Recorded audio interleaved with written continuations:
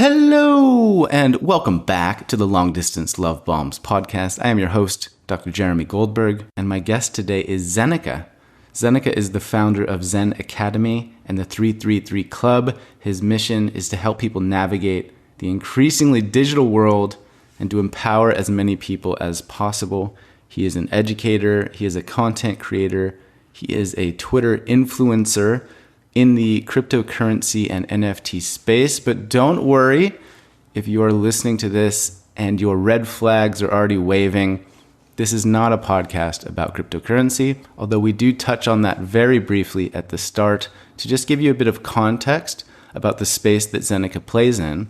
What this conversation is about is a very vulnerable chat where Zeneca opens up about his battles with alcohol and gambling addiction. We talk about how he got sober from those things. We talk about mindset and do a little bit of a deep dive into stoic philosophy, including a discussion around how to navigate risk, how to deal with emotions. We talk about gratitude, and we basically just have a great chat about life. I have a lot of time for Zeneca. He has a big heart. He is a good dude, and he's very open and honest here on this conversation in a way that I haven't seen him communicate publicly. So I think you're going to enjoy the chat. As mentioned at the end, he has a lot of really in-depth articles related to the Web3 crypto space, if you want to get into that. I also mentioned that I took his NFT online program and enjoyed it. I learned a lot. So I'll include links to some of that in the show notes. Of course, none of this is financial advice. Take it or leave it. Do your own research. This is me just having a conversation with somebody that I respect and admire and have learned a lot from. And it's a conversation that I really appreciate. I sent him an email after thanking him for his openness and his honesty and for being so transparent. It's quite difficult to do so if you're a public figure, if you have a lot of followers, if people are going to listen and read the things that you say. It can feel challenging to open your heart in a way that Zeneca has. And so anyway, I'm rambling. Without further ado, please enjoy this conversation with Zeneca. All right, brother. We are officially recording a podcast. Welcome to the show. How are you doing? I'm doing very well. Very well. How are you doing? I'm hot. It's like a heat wave where I'm at. I'm very warm. I'm toasty.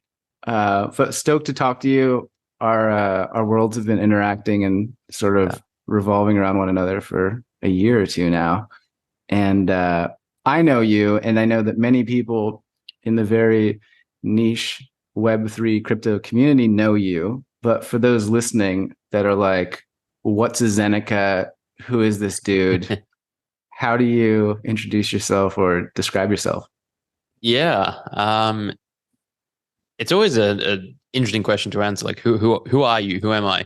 And especially for me, I have multiple names and identities. So my name is Roy, but I have this online brand name that I go with, which is Zeneca, which I created a couple of years ago, and I'll get into that in a minute. But I'm 35 years old. I played professional poker for about 15 years, which is probably one of the most interesting or notable things I think that I've done. So from about 2005 to early 2021, I was a poker player, and I mostly played online, but occasionally traveled, to casinos and played in the World Series in Vegas and bounced around and all that kind of stuff. And then I got into crypto and really just fell in love with the space. For a variety of reasons. I found it really interesting and sort of like pushing the boundaries of what's possible with technology and the future of money and culture as well with NFTs and things like that, which I know a lot of people think are a scam, but I think that I think 99% of them are a scam, but like it's in the 1%. And I think that over time that 1% will grow. It's kind of like I refer to it as like the internet in the 90s. But yeah, I've been like a writer in the NFT space and crypto space, creating content. I have a newsletter. I started a couple of companies about 2 years back, which are focused on creating educational content about this whole new crypto space. And that's kind of what I do these days. Yeah, that's actually how I found you. Is I was on Twitter, and you have a pretty outstanding reputation, at least on Twitter and in this space, as being a good human with a good heart who is mature and respectful, etc. And you, Sorry to interrupt, but it is unfortunate that the bar is so low that being a good human and being mature, it like gives you a great reputation in the space. But it kind of is the case where, unfortunately, I mean, there are a lot of amazing people in the space, but like it's the limelight generally goes to the bad actors, and so yeah. yeah, that's perhaps that's an episode in itself, isn't it? Yes. But you did stand out as being a light amidst some of the chaos that is the burgeoning industry of Web3 and crypto.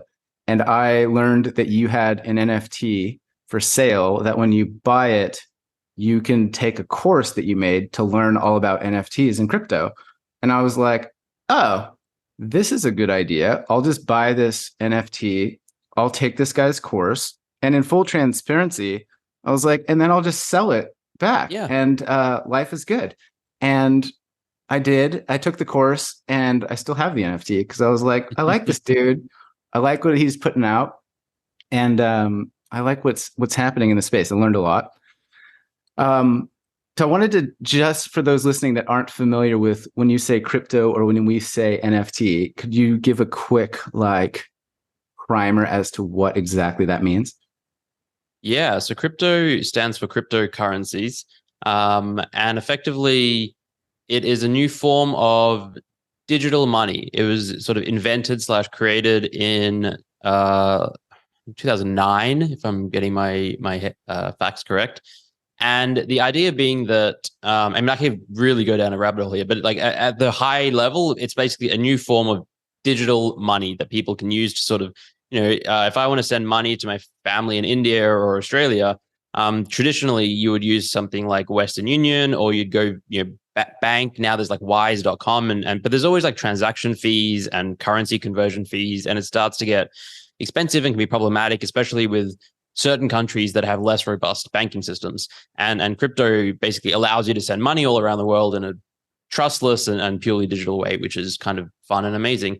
And then there's many more use cases that come based on this whole technology, NFTs being one of them.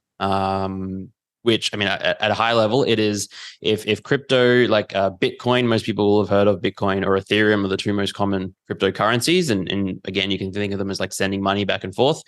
NFTs are a way to own things that aren't currencies. So, digital art is a great example. If someone's a digital artist, they create animations or something like that, and they want to sort of sell their work to a collector, like people go out and collect art traditionally. This creates an ecosystem where that can happen in the virtual world. Yeah, and other use cases potentially will be mortgages, insurance. I feel like at some point everybody's going to own NFTs, whether they know it or not, whether they like it or not.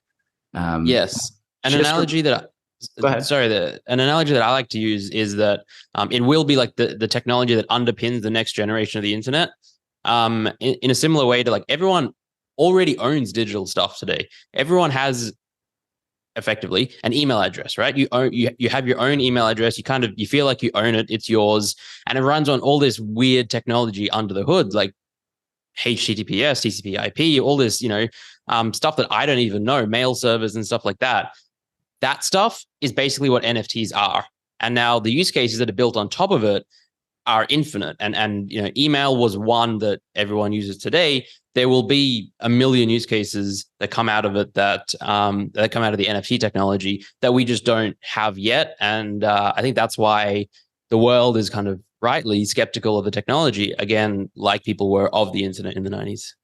Yeah, I think that's a good point. I've heard it also described as like the technology is paper. Have you seen this analogy? And then you can make I know money. who created the analogy. A friend of mine, Swombat. Yeah. Okay. He's he's really great. Yeah. Do you want to touch on that briefly? Do you remember the crux? You would probably do a better job of explaining because it's been a while since I've done. But he has a great YouTube video. I was hoping to pass it off for the same reason, but essentially my recollection is the technology itself of cryptocurrency or NFTs is equivalent to paper. And what you do with that paper is you could fold it and make origami. You could write on it and create money. You can make art. You can create a newspaper. You can do all kinds of things that you would never have predicted when the paper itself was invented, right? Yeah. You could light it on fire, you can make kindling, et cetera, et cetera. So it's the same idea here. And everybody at this point is like, we made paper. This paper is better. No, this paper is better. I love paper. Paper's Exactly. a scam. Why do we need paper? We have stones and sand. And like, Yes. that's where we're at. It's still Yes, pretty exactly. early. 100%. You nailed it. Okay. So let's go back though, because you are or were a professional poker player. I don't think I've ever talked to one of those individuals in my life. I have lots of questions. How did you get into that? What was that like? Yeah. Maybe we'll just start there. So it was either 2004 or 2005. I was still in high school. And if you remember back then, poker was sort of blowing up. It was on ESPN, like they were televising it. Like a lot of people around the world were just getting into poker. It was like this craze that's at least in Australia, like all the pubs that were having like poker nights and people getting together and playing poker. And so I was at a friend's house and we were playing video games, Halo. We had like a Halo night. And then like in the break, we ordered pizza and turned the TV on and like poker is on. And one of my friends starts explaining it to the rest of us because none of us knew what the hell it was. And the game sounded fun and interesting. And so we were like, this seems cool. Let's play. And I don't think we played then that night, but like we set up a time, the following week and played some poker, learned it together. And I'm like an obsessive, I have like an addictive personality, obsessive personality. And I love games. I've been playing cards since I could hold them. I've been playing board games and chess and video games my whole life. And so I just got fully obsessed, went down the rabbit hole. Like I ordered a whole bunch of books. I went online, read forums, and just consumed poker content as much as I could back then. And then I was like, well, I realized you could actually play for money. I was playing with friends for fun and then online, even without money. And, being 17, 18 at the time, it was, I put $50 on and was able to turn that into, a few hundred and then maybe 1,000. And then at that time, I was like, hey, this is actually a real thing and it could be something I pursue and continue. And I had to sort of make that decision between university or continuing to play poker. And I tried university for 6 months, but it was already like I was playing poker in my classes on my laptop and just didn't make sense. So then I said, let me take 6 months off. I'll do some travel. I'll play poker and then potentially come back. And more or less didn't go back. Like I did for a short bit. And then like in 2016, I went back to study law, but that didn't stick either. It's like I've technically dropped out of university 3 times now. The hat trick. What was it like when you had to talk to your family about like, hey, I'm going to drop out of uni and I'm going to be a professional poker player on the internet? How was that conversation or experience? Yeah. My parents are very supportive, but they're also, I'm Indian and, they're both grew up in India and, the doctor, lawyer, engineer, that whole stereotype. It was kind of like that was the hope, and that is the direction I was headed. And I was going to go to law school and become a lawyer, but I was just clearly not into it. And so my dad was totally fine with it. He was like, "Cool, we trust you. Go do your thing, and you'll figure it out." My mom still wants me to go back and get a degree. So she was less receptive to the idea. But the way I positioned it was, hey, I'm taking 6 months and then I'm going to see how. And then when it came 6 months later, I think they were warmed up to the idea of me not going back. And I'm actually lucky that, so I have 2 older siblings, an elder brother and sister. My sister is an accountant, married, 2 kids, perfect Indian child, etc. My brother is a professional golfer. So he already went off the beaten track and like loosened. So now for me, it was like, honestly, they were pretty comfortable and supportive. Well, I don't know if that comfortable is the right word, but they were definitely supportive of it. Right. He had like lubricated the wheels, so to speak, or blazed the trail, perhaps another way to say it. Importantly, though, like he had to go to university and get a degree. Like that was like one of the continues. Like they were like, to help supporting him in that, they were like, you still need to get a degree just as a backup option, et cetera, et cetera. And I guess it's just like by the time it got to me, and he's 9 years older as well. So my sister's 13, 9. So there's enough time and the world changed a little bit. And yeah, I just got, and youngest child, I think sometimes gets away with a little more. So all of that combined made it easy for me, I think. Yeah. And so you are 19, 20, you're making cash on the internet, you're traveling the world. Imagine having a great time. Life is good. Ups and downs. I imagine, yeah. depending upon the success of your career? Is that primarily the? Yeah, I mean, like poker, the highs are insanely high, and the lows are insanely low. Like most people don't, especially at that age, but at any age, don't experience making tens of thousands of dollars in a day or a week, and then also losing tens of $1,000s in a day or a week. And like that just fluctuation. Plus, like I've struggled with like alcohol and addiction my entire life. And so that just made the entire thing just a chaotic journey for me. I've been sober for like 4.5 years. I should know, but like about 4 years now. So it's been great. But like for that whole journey, playing poker, like gambling and drinking, it was crazy. But turned out okay at the end. When you say it was crazy, could you like clarify that a bit? Like just emotionally crazy, or your life was chaotic, or? Yeah, so I would go through phases. Like there would be like a year or two where like I wasn't drinking much, and I had like a system, and like I would treat poker as a business, and I'd play set hours, and I had like it was very down to a science, and I was like, all right, things were going great.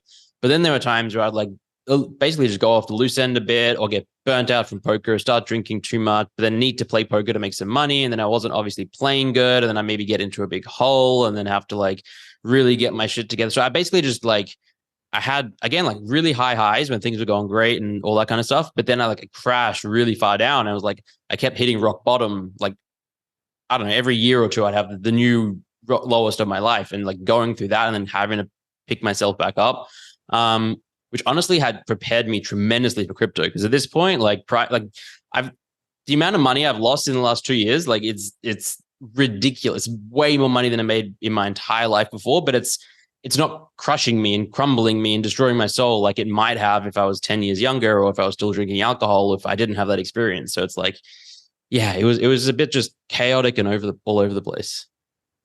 Okay, so just to add on to that, what lessons have you learned from poker that tie into this idea of losing more money than you've ever made in poker and feeling, let's say, stoic about it, feeling neutral about it? I mean, what's the mindset or the lens through which you view those experiences?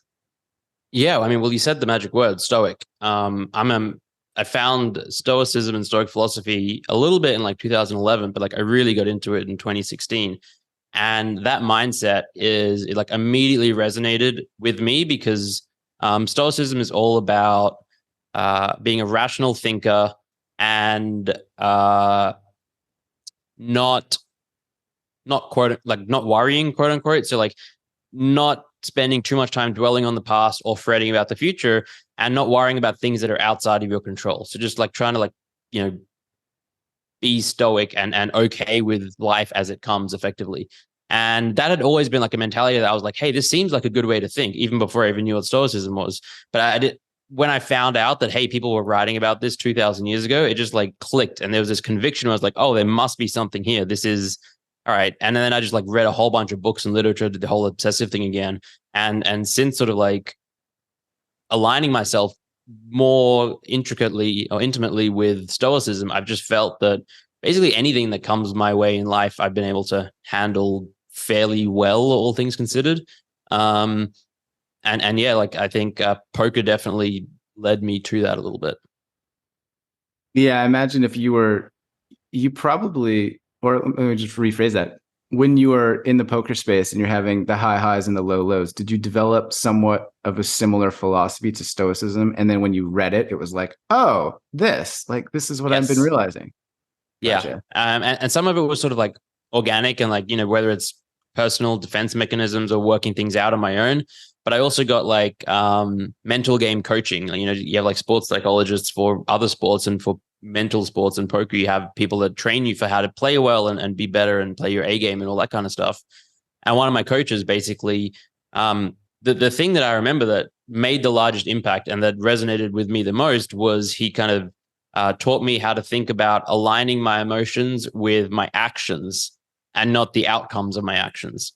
So you sit down, play poker for an hour, you play really well. Like you get, you're in the zone, you're playing the best, but because there's an element of luck involved, you can still lose. And so most people will sit down, they play for an hour, they lose, they'll be sad, they'll be unhappy, they'll be frustrated, maybe they got unlucky. And if the reverse is also true, where you can sit down, you can play terribly, but you can win. And people are happy in that case. And he sort of taught me to think about it from, you should try and feel good and happy when you play well, regardless of if you actually make or lose money. And similarly, if you play terribly and you just randomly get lucky, you shouldn't really stroke your ego and feel like, oh, I feel great. You should be able to like look at things objectively and be like, you know what? I wasn't on my A game today. My head wasn't there. Even though I won money, I'm not thrilled with how I played. And so that like objective lens at looking at your life and reality, I think was certainly sort of a precursor to stoicism and sort of the way I am now. I love that. I think that's directly applicable to anything in life, really, is, Yep. Maybe you have a hard conversation and it doesn't go the way you wanted. And that could be easy to focus upon. But rather than focusing on, hey, I had that hard conversation and I said what I needed to say, and I'm proud of myself for that. Mm-hmm. And maybe next time it'll be different. Yeah. Yep. But so in terms of mindset, when you look at, just to go back to the losses thing again, because I'm intrigued by that. So yeah, you might look at your net worth or, the amount of money you have. And 2 years ago, it was bigger. And now it's, let's say, a lot smaller.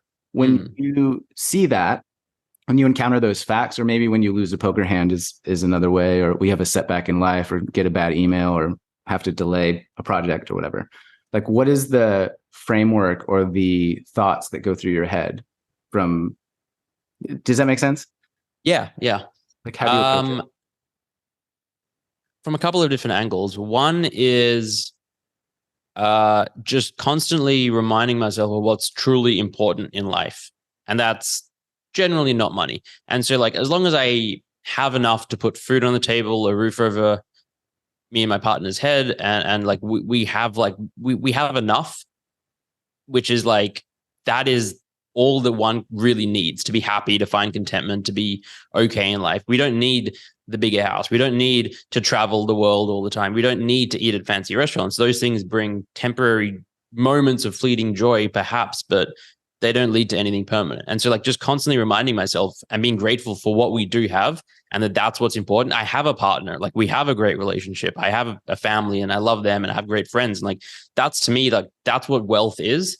And so losing money is, yes, it sucks. It's annoying. You maybe build up ideas of what you might have spent it on, and then you didn't. It can feel like a failure because you made quote unquote bad decisions and all that kind of stuff.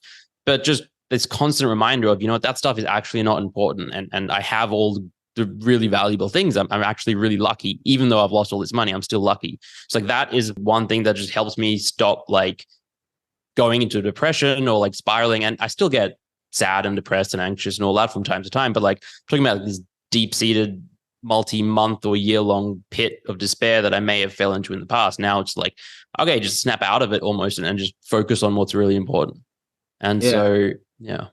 Do you have a system or a process for that? Like, do you meditate or journal or punch a boxing class, or are you like pretty adept at just moving through it quickly? Yeah, it's fortunate now. It's just like, it's almost like ingrained in my psyche that's just like my default. And I've worked really hard to make that like my default reaction to things, where in the past I would drink, or I would maybe, if I'm in an exercising mood, go for a long run, or I've been through phases where I would meditate. I've been through phases where I journaled, I've tried all of this stuff. But ultimately it's just like training yourself how to think and respond. And like everyone has like default reactions and default sets of emotions and default states. And I think that you can actually slightly alter those over time. And I'm just fortunate that my brain now, when something bad happens, I don't dwell too long on it and can move on. And then the next part is looking at what's in my control, what's not in my control, and what can I do? And so like, again, it's like, well, I can't change the past. I can't go back to 2021 and sell a bunch of assets and now have millions of dollars that I don't and wish I did. That's just impossible. No one can do that. So there's no point expending much if any at all energy on like that scenario. All I can do is change what happens now. And so then it's like, well, what can I learn from these mistakes, and how can I set myself up to not make them happen in the future, and what can I do moving forward? And so depending on how like proactive I'm feeling, and how resourceful and how much I want to actually work on myself and my future, and that I might put a strategy together, or think about how I do things differently. Sometimes I just never get to this step, and I'm just like, I just get back to that state where I'm grateful for what I have, and I go and just do some other work, and move on as well. Reminds me, this is a bit random and hopefully it ties in, but years ago I was in Bali and I was getting my palm read by a mystical witchy woman. And I was chatting with her very briefly about meditation, and because she was so present, and she was just different. And I asked her what her meditation practice was. Like, how often do you meditate? And she just smirked and said, always. She's like, I'm meditating right now. I meditated on the moped ride over here. Like, that's just a way of life, in the same way I think that stoicism or stoic philosophy is not necessarily something that you would sit down and read for an hour, although that's beneficial, but rather it's something like you described that you attempt to get to. And it's like, no, this is how I live my life. This is who I am. This is what I do. Yeah. Does that make sense? Absolutely. The Stoics had a saying, I think Seneca, actually, who I direct inspiration, my screen name Zeneca, said that, I think it might have been Nietzsche. The only point of philosophy in life is to learn how to live a better life, and be a better person. And I think that resonates with me, because today you see a lot of philosophy where it's like people trying to use, like, interesting word problems in games, and trying to like use big fancy words. And at the end of the day, like, at the root of all philosophies is people asking these big questions about life and death, and purpose and meaning, and what it is to live a better life. And so, yeah, it's about a way of living. Yeah. And then during your darker periods, or the periods of addictions where you were going ups and downs, were you, like, was there ever an intervention from loved ones? Like, how did you decide to turn the corner and get sober, or get more sober, however you describe it? Yeah, there was never like an intervention in the way that you might see in TV shows or movies, where like 10 of my loved ones, or 5 of them, got around and started saying, you have a problem. Like, I knew I had a problem. Like, I remember when I was, honestly, I think 18, maybe 19, I was like, I'm an alcoholic. And it can be crazy then to think that, because then it's like, well, you're just a 19-year-old going out drinking with friends, or okay, maybe you drink at home sometimes, but like, yeah, just all that kind of stuff was like, I'm 19, but I knew then. And so I've always known, and there've definitely been stages where like a partner that I'm with, or my sister or someone will sort of step in and show concern for like my well-being, and where I'm at, and like want me to get help. And like most bad alcoholics, or people who suffer for a longer period of time, I tried to quit 50 times. I've saw doctors and therapists, and did antidepressants. I went to AA and did all of these things. And eventually, I'm pretty sure most alcoholics, either they die, or their life is completely ruined, and they lose everything, and they're homeless, and there's the debt, chronic illnesses, and etc. Or they find some way to pull themselves out of it. And you have to pull yourself out of it. No one else can ever pull you out of it. You have to do it, figure out whatever it is. And it's different for everyone. And for me, I mean, it was just like, again, I was in one of the lowest points of my life. I was like drinking terribly for like just every day. I would wake up, just drink, and then pass out, and then do the same again the next day for weeks on end, and repeating that pattern for months and months on end. And it just got to the point where like it became clear to me that, yes, either I'm going to die soon, or I need to fix. And I'd been in that state before, but I guess this time it was really bad. And then I was like, I read a book, This Naked Mind by Annie Grace, which really clicked for me. It's kind of like the stoicism book for alcoholics and addiction. I saw a doctor. I got like some new antidepressants. One of the ones helped me sleep, and that was one of the things I struggled with, like not being able to sleep well and staying up all night with like insomnia and anxiety, and so like that kind of stuff. And again, had been on many different types of medication in the past, but like this combination of reading the book and this medication and this mindset just clicked. And fortunately, I never really, it just got easier over time. And now I'm again, like, let's say 4 years in, and yeah. Yeah. And congrats, man. It's a big deal. 4 years Thank you. clean. Yeah. I don't know if you know this, but my mom, she reminds me, is an alcoholic, but in recovery. She just had Mhm. her 10-year. And so when you were talking about the intervention and the rest of it, like, I'm very familiar, and I know how hard it is to make that change and to initiate essentially a new life and a new identity. So just want to acknowledge that, man. It's a big deal. Um, okay, Thank you. Yeah. so go ahead. No, I was just gonna just double down and agree on, like, I'm still an alcoholic. Where everyone, it's not something you cure. It's like a lifelong thing, and you just you manage it. Yeah. Yeah. Yeah, and you mentioned going to meetings, reading books, etc.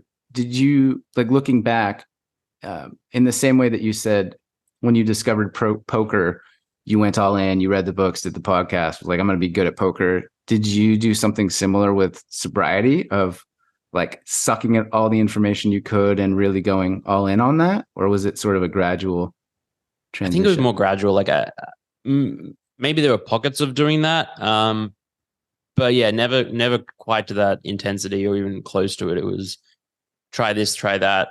One thing about like AA meetings though is, um, the Serenity Prayer like it's just straight out of Stoicism as well, which is really funny. It's like, God grant me the God, I can't remember, courage to yeah, I'm It's gonna like, look it and up the because, it's that one that everybody knows. It's like, and the wisdom to tell the difference, right? It's yes. like the Grant me the serenity to accept the things I cannot change, courage to change the things I can, and wisdom to know the difference, which is literally Stoicism, where it's like, all right, accept what you can't change, things out of your control, courage, change the things you can, and wisdom. And actually, Stoicism has four core pillars: wisdom, justice, temperament, and courage. So, like, wisdom and courage, there's two of them right there. So, when I first, like, again, I'd heard it in my past, but like, it wasn't until I went to a meeting and had already been into Stoicism a little bit that I put two and two together, and I was like, that also clicked, and I was like, yeah, this really does make sense. yeah. How do you I mean, I'm curious. So this NFT crypto space is often perceived as the Wild West gambling circus. How do you manage your addictive tendencies and your desire to remain stoic throughout? Like, what is that process like for you? Yeah, I mean, it's I definitely still find myself uh making rash decisions based on emotion or hype or all that kind of stuff. I think that happens to most people, but I'm probably a little more susceptible to it because of my addictive personality and background in gambling and very high risk tolerance and all that kind of stuff. Um, for me, it's like finding what I'm focusing on and like bringing it back to like going all in on poker and being addicted about that. Even like within my career in the last 2 years in the crypto space, there have been moments where I was like all in on like trading, and that was like very much like buying and selling and um riding the highs and the lows, very similar to poker and gambling to an extent, but hopefully with some sort of edge, which is what all trading really is. But then there have been periods of like content creation where I was like really focused on building my newsletter audience or growing my Twitter following, or growing my podcast. And then there were periods of like running a company. And so like when I'm focusing on content or running the company or growing the company, I just don't have the capacity to trade or gamble or like, and obviously like sometimes I'll do a little bit of it, but it's just a different thing. So like for me, it's like, and speaking of addiction, I think everyone in the world basically is addicted to something or has to be addicted to something. And for some it's alcohol, drugs, and smoking. For others, it's exercise and meditation even, or travel. And for others, it's a religion, or like it's just like people have these obsessions and these pivotal things in their lives. And so for me, it's about finding those that are um, just good. Like again, like it's way better to be addicted to exercise than alcohol, clearly. And you can manage those to varying degrees. Yeah.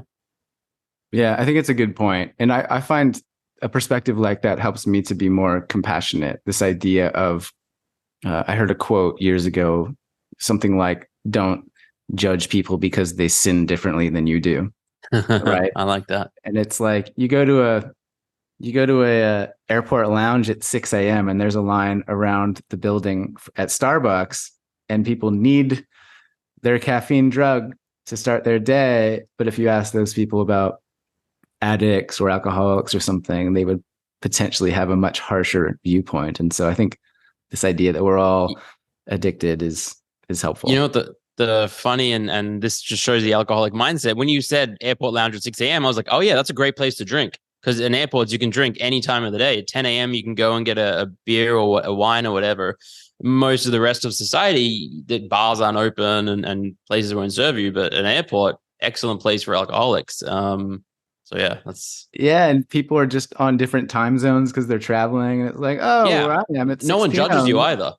Yeah, It's like, oh, it's you're drinking at 10 a.m., but I just took a flight and it's like it feels like it's 10 p.m. for me. So it's whatever. I'm about to hop on a flight and go to sleep. And yeah. yeah. This is an aside, but I was once in an airport bar, and this older gentleman with a big beard pulled up the stool next to me and ordered a Bloody Mary, and I realized it was the guy from ZZ Top. Do you know that band? I do. Yeah, Wow. I was like, that is random. ZZ Top? Yeah, super random. I just remembered. Anyway, okay, I have two directions I'm intrigued to take this conversation now. Maybe it'll be like a choose your own adventure story. One was, I was curious to talk about burnout and how you say no to projects as a founder, creator, etc. And the other direction, I was intrigued about this infinite regret article that that you wrote about years ago. Or actually, let's say door number 3, which is, Zeneca, you can talk about anything that you want, really. If there's a rabbit hole that you want to discuss, if you want to talk about your new organic carrot gardening hobby, like, let's go. I love gardening, for the record. I got really into it a few years ago. Door number 3, is it? I mean, to begin with, I'm actually going to go through all, but in reverse order. So gardening was a hobby that I found, I think it was actually shortly after I stopped drinking. It was one of the things that I really dove into. And it's such a great hobby for anyone, I would say. But I think for someone who's it's almost like you're a baby after you're in recovery, and like the first few weeks after, it's like I would spend days really just learning how to be a human again. And that's why at like rehab centers, they give people crayons and they're drawing, and it's just like the simple things, and doing arts and crafts and things like you find a sense of like self-worth and purpose and meaning in doing something. And so gardening is like having this living thing that you create and then it grows. We're living in Munich, and we had like a tiny apartment, but fortunately we had like a modest balcony. And so I just it had so many pots, and God bless my partner, she had dirt everywhere. And but I grew like tons and tons of stuff that we actually ate, and it was fascinating, and I loved it, and I definitely want to get back to it. But then when I got into crypto, it just completely, like, I just stopped, and like that's me again. I went full into this. But anyway, that's gardening. Gardening's great. Everyone should do it. Yeah, I love the serendipity of me pulling a completely random idea out of the hat, and you're like, "Oh, I love gardening. I freaking love it." There's a great quote by Cicero. Basically, it says, "All I need is a garden and a library." Or if someone has a garden and a library, they have all that they need in life, or something to that effect. Mm-hmm. And I think of that often. Again, bringing it back to like losing a bunch of money, or thinking about like being on the hedonic treadmill and feeling like you need more, more, more. At the end of the day, like I would be really happy if I had like a house that was my own with a garden that I could grow things to eat, and enough books to read, and a library card or whatever it is. Ultimately, that's all I need for extreme happiness. Like I'm sure I could find contentment with a lot less even. But can I make a suggestion for you? Yeah.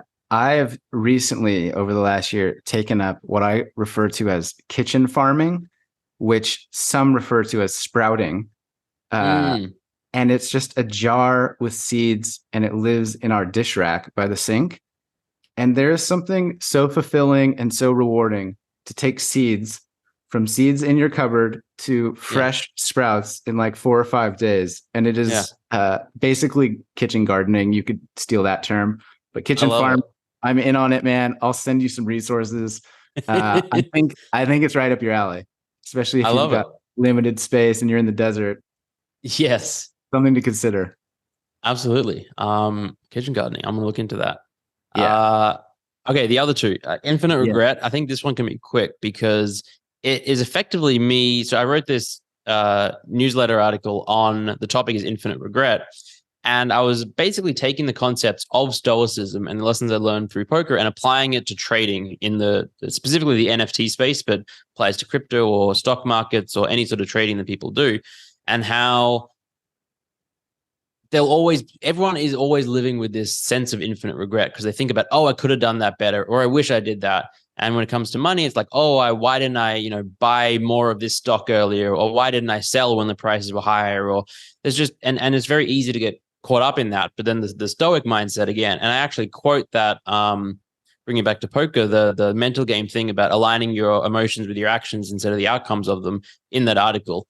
And I guess it just struck a chord with the crypto community because it's been very widely shared and people seem to like it, which I love because I think it's such a, I feel joy at spreading the ideals of stoicism around. So like that to me was really, I feel very happy and proud of that piece, I think.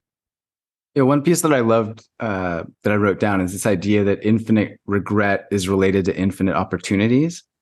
Mm-hmm. On touching on that. Yeah. So the idea is, let's say there's a stock or a crypto coin or something that goes, it does 100x. The investment is absolutely amazing, and you didn't buy it. Well, that was still an opportunity. And if you were in the space, maybe you had the opportunity to buy it. You could have found these opportunities are out there.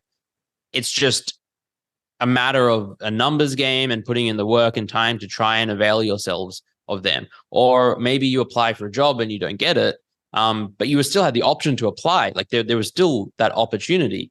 And similarly, if it's like, let's say you buy something, it goes up in value by a lot, and then it goes down, and you didn't sell.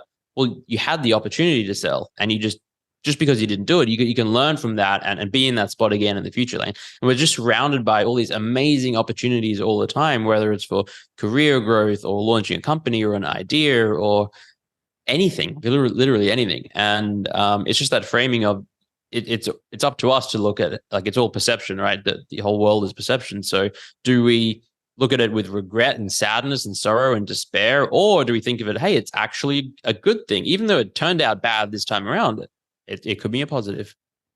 Yeah, and it goes back to that idea of focusing on the actions rather than the outcomes, right? And so from a relationship perspective, if you see somebody at Starbucks or at the gym and you ask them for their phone number or out on a date and they say no, you're sort of in this fork in the road. You could focus on the rejection and I'm unworthy and I'm not good enough, or you could focus on, hey, I'm brave. I took a chance. I went after something that I desired, and the outcome didn't go my way, but I'm proud of myself for getting in the game, so to speak. Yes. And I think a lot of people, including myself, probably for most of my life, who don't have a lot of confidence necessarily, or even like an abundance of confidence, might go away from that and be like, take a chink in their armor, or like have their self-worth lowered, being like, oh, I'm not attractive enough, I'm not funny enough, I didn't say something interesting, my line wasn't good, maybe I wasn't wearing, my clothes weren't good, all that kind of stuff. And the reality could be, oh, they're married, or they're in a relationship, or they just got out of one, or they're an addict and going through this life stuff and they're not interested in it. There's a million reasons that, and this probably has very little to do with you. Like the reality with things like that is if someone is single and interested and looking to be in a relationship, they're pretty receptive to like someone coming up to them and showing an interest, and then, yeah, okay, you can have my number, let's chat. And like, especially in this day and age, like I know people of like whatever age, gender, background, like for my entire life, if someone's wanting to be in a relationship and someone comes up to them and like hits on them, they're going to say yes. Like very rare that they'll say no. And so when someone says no, it's usually because of some other reason and nothing to do with you. Right. And focusing on that action taken rather than the outcome received is Yeah. great. You have this other great line in the article, and it's the best we can do is to make educated guesses over and over again. And I just really was drawn to that as such a simple and profound way to look at life and the learning experiences required to improve and get better and make the most of it. Yeah. Everything in life is as a probability, a gamble. A gamble is just a bet and a situation that has an outcome that is non-certain. So there's a probability of like whatever, winning or losing or some certain outcome. And if you think about it, absolutely everything in life has probability. There's a chance that next time you drive, you're going to get into a car accident. But many of us take the risk that, all right, I'm still worth, it's worth taking the risk that 0.0001% of the chance I'll get in an accident. And the same goes for asking people out or deciding what to eat, or every decision in life is, just a balance of probabilities. I agree. And I'm curious, how do you make decisions with probabilities of the mind or pulls of the heart or some negotiation of both? Like, how do you go about making decisions when there are infinite options, infinite opportunities available? You can do anything, etc. Yeah. I'll be the first to admit I'm not the best decision maker. Like, I think I default to taking the path of least resistance or one of the paths of lowest resistance, where like I'm generally against conflict. I don't like friction. I don't like things that don't make sense or that add stress or difficulty in life. And so I might do something that costs more money, even though I know that, I should be saving more and I should be putting it away for a rainy day and I should be more mindful of my money for a little like less friction. Or I might like let someone take advantage of me, like maybe in like a very low, like non-significant way, but it's like, oh yeah, I don't care. You can just choose. I don't really care what movie we watch, or if there's going to be friction, then sure, and if that stuff happens over time, then you need to make changes in your life. But if it's like, if I'm out with a group of friends and they all want to go this way and I'm like, no, I really want to, no, I'll never do that. It's like, I'll just go with the flow. And so most of my decisions are the path of least resistance. And then I think when it comes to like the super duper important ones, that's where I really put time and energy and like trying to get those right. Like what country to live in, and should we move to Dubai where we're living right now and set up a company and all that kind of stuff. When should we move back to Australia? Should we get married? Should we have kids? What should I do with the company? What direction should we hire people? Should we lay people off? All that kind of stuff. Those are big decisions that I'll put a lot of time and energy into. But the vast majority of decisions in life, I just kind of just gravitate towards the path of least resistance. Mm. And then when it comes to saying no to options or opportunities, what is that process like for you? Because I think I just commented on a tweet that you did about saying no and how I had to sort of run in fifth gear or sixth gear until burnout and then crash and feel sick and then rest and then heal before I learned the importance of saying no and the necessity of it for my own well-being.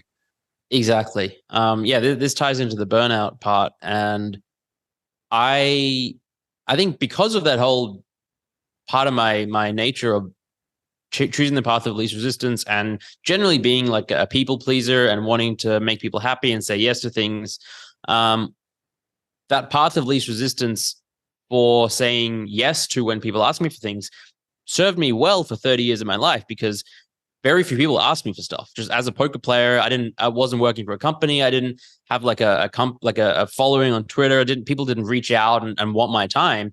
And so sure, one person a month wants to hop on a call, or it was even less than that. I'd be like, sure, yeah, this sounds great. I felt good. Like, oh, my people are in demand for me and my time. Someone wants something from me. I'm happy to have that conversation and all that kind of stuff. When it came to like the last 2 years of my life, getting into crypto, being a content creator, growing a large audience and following, and then running a company and advising and all that kind of stuff, all of a sudden it was like from 0 to 100 in the matter of a few months, where everyone just wanted to hop on a call with me and have 5 minutes of my time and send me an email and have me read a DM and all that kind of stuff. And so like I did what I always do, which is I was like, yeah, let's do it. Like happy to do this. And I was literally working 16, 18 hours a day for like probably 4 months, I think, towards the end of 2021. That's when it was really bad. 2022 as a whole was also kind of bad. Actually, end of 2022 was awful as well. But it was just like, let's say a whole year, end of 2021 to end of 2022, where I was just like saying yes to way too much stuff. And I didn't realize it until I took like a full break at the end of 2022, like a week and a half off Christmas, New Year's. And I just like rested and like reflected. And I was like, oh, I'm really burned out. Like I was just not performing well. There were times where I would like have meetings till like 2 a.m., sleep, and then have a call at 4 a.m. that I'd wake up for, then sleep, and then at 6:30 have another call. I was like, at the time, I was like, yeah, let's do it. I'm being productive. I'm working. And then in hindsight, it was like it's so obvious now, just talking about it, that's a terrible thing to do for all involved. And so now I've just gotten infinitely better at just saying no and being protective of my calendar and like, you know, most again, like it's so much nicer to live without a calendar that's full of things all day, every day. Obviously it's important to have certain things and you want to meet people and engage and stuff like that. But it's my default is very much say no, say no, say no, and then occasionally say yes. No. Mhm. Reminds me of this quote from Austin Kleon, who wrote a couple really good books. Steal Like an Artist was one, but he says something like, say yes until you can afford to say no. Yeah, I like It's like that. a really simple idea, which I think is difficult when you're coming up and you're trying to grow and build and connect. It's like, yeah, Mm-hmm. that sounds great. I want to do that. And there's exciting Yeah, opportunities, and you sincerely do want to do all of those things. It's like, hey, I yeah, want to consult on this exciting new project. Yes, I do. yeah, But then eventually, when you step away and look back, it's like, oh, dang, I was spread way too thin. yeah. Um, the other idea was, oh gosh, it's not coming to me, but there was another part of that that my brain will remember in a few minutes, likely. Um, dang, it's gone. Mm. It's gone, Zeneca. Um, it ties into to what you described previously about um, the suffering and like choosing different kinds of suffering. Like, yeah, it sucks to say no Mm. to somebody, but it also sucks to be burnt out and living nonstop and waking up at 2 in the middle of the night to have Yeah, conversation. So it's like choosing a healthier form of pain, I suppose, or regret. yeah, yeah. Like we all have to. Ultimately, it's like again decisions and weighted probabilities and all that kind of stuff. Um, Acknowledging that saying no might mean you miss out on an opportunity. It might mean that you might make less money or you miss out on making money. But if it's what it will probably do is it'll give you healthier balance in your life. It might make you healthier and live longer and feel happier and more content. It's just like just acknowledging what's important in your life. And like there were probably there've certainly been phases in my life and I'm sure everyone goes through it where it's like you need to make money. You know, maybe you've gotten in debt and in a bad situation, or you're living paycheck to paycheck, or whatever. Like as a poker player, there were times I was in debt and owed people money, like, and I needed to make money, and it was all that kind of stuff. And not bad people, just friends that gave me a few $1,000s too, when I was in a bad spot, really early on. But that's when it's like, all right, I'm gonna just really just hustle for a few weeks or say yes to a whole bunch of opportunities and work hard and secure a bunch of jobs. And then when I'm in a better spot, then I can start saying no and take a bit of a breather. So I totally acknowledge that there are times in life where you just need to just basically almost burn yourself out, and hope that you can just recover and then find balance later on. Yeah, the channel the David Goggins moments of like, okay, I gotta carry these logs in the middle of the night. It's not Yeah. forever, it's temporary. Yeah. And then what are you working on now? Like what excites you at the moment? Is there anything that lights you up that you're moving towards?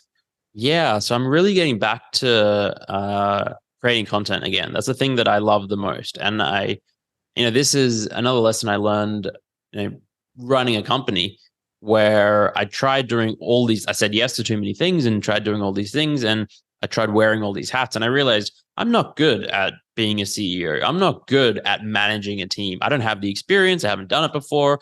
I can learn, and I have been learning, and I think I've done an okay job for the most part. But there's people way better than me, and like it's not something I enjoy doing particularly either. Whereas I think I'm good at writing, and I like writing, and like now that I've done all these things, I know what I'm not good at, and I know what I like to do, and I think I'm good at. So I should just focus more of my time on that.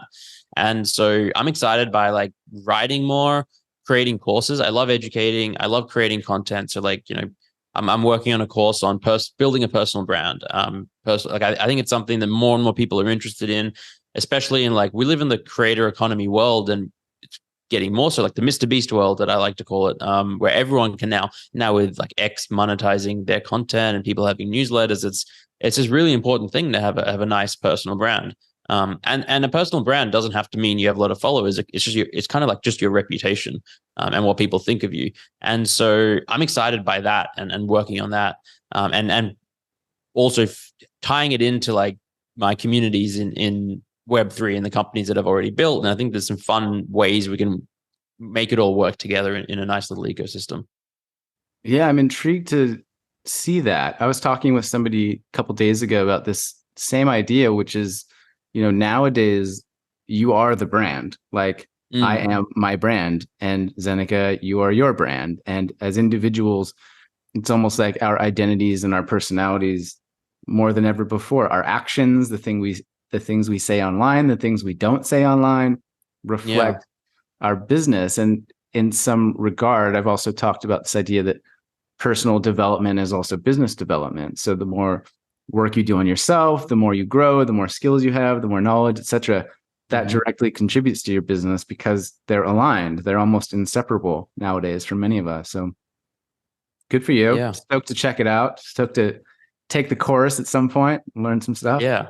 I'm excited for it. And that concept of like, you are your business, it's certainly extremely relevant now, but I feel like it's been happening for decades, where like Apple and Steve Jobs, like that's so much of Apple and the success of it and what people think of it is Steve Jobs. And similarly, like love him or hate him, Elon and Tesla and SpaceX and Twitter is like, would these companies be as successful if he wasn't out there and doing all, like, if it's interesting to think about. And yeah. Yeah, I think in many ways we're getting back to what used to be. We're almost coming full circle, right? Where in the 40s and 50s and 60s, small town vibe, you knew everybody in the town. You knew the tire guy was nice. You knew the ice cream guy was a little grumpy, but if you go to that ice cream guy, he's a good guy. Yeah. And everybody knew everybody's business, right? And then there was a couple decades where the world expanded and we had access to some information, but it took a few days or you had to search for it. Whereas now it's instantaneous, it's global, reputations can be built or destroyed immediately. Yeah. And it is sort of coming back to this idea of just reputation, right? Of how I started this conversation of like, you have a reputation as a good man. You have a good heart. People like you. And that is, I think, core to your business model. It seems to pervade your community, the energy, the vibe, the standards, etc. Maybe you could introduce a little bit about what you do and where people can find you. I know it's in the middle of the night where you're at and you need to get to bed at some point. It's totally fine. Yeah. So people can find me. Twitter is probably the best place at the moment. It's just at Zeneca, Zeneca. I also have a website that is currently is like a makeover. So the new version should be out soon, but it's zeneca.xyz. And that has like, or at least it will soon have like about me, a little bit of a bio and like some of my courses. This personal branding course will come out on there. Some free guides and resources for people, and that kind of like just a basic website type thing. And my newsletter as well, like a big thing. But you can find that from just go to my Twitter or my website. You'll very easily be able to find my newsletter. Again, it's kind of like I'm going through this huge period of change. I'm like moving from Substack to Beehive, but then changing the domain, and everything is in flux right now. It's all up in the air. But yeah, those two places. And I will, to those listening, I'll put a link to that Infinite Regret article in the show notes because I think that one is worth reading at minimum. And you have a ton of content. It's very digestible. It taught me a lot about NFTs. You're personable, you're knowledgeable, and you have a unique writing voice, which I think is a lot more difficult than people realize to develop. And it's like when you're reading some of your stuff, it feels like you writing it. And that perhaps is an odd comment, but I mean that in a complimentary manner. Oh, I very much appreciate it. It's definitely I take it very much as a compliment and appreciate it. Yeah. Cool, man. Well, I appreciate you. Thanks for being here. I know that you have lots of infinite opportunities. So you saying yes to this after all we've discussed is meaningful. And it was great to see you again, man. Likewise. No, I'm very happy to be here. Thanks for having me. So that was Zeneca. And I'm just remembering another conversation that may be of interest to you if you are curious about the crypto or NFT space, is that I had my buddy Jason on the podcast. Well, twice, but the most recent one was at the end of 2021, episode number 152. And we talked about what's the deal with NFTs and cryptocurrency. If you know nothing about that space, if you are curious to learn a little bit more, that's a good starting point. It was basically two knucklehead friends sharing what they've learned thus far about this radical and innovative new space that is fundamentally shifting the economy, creativity, art, everything.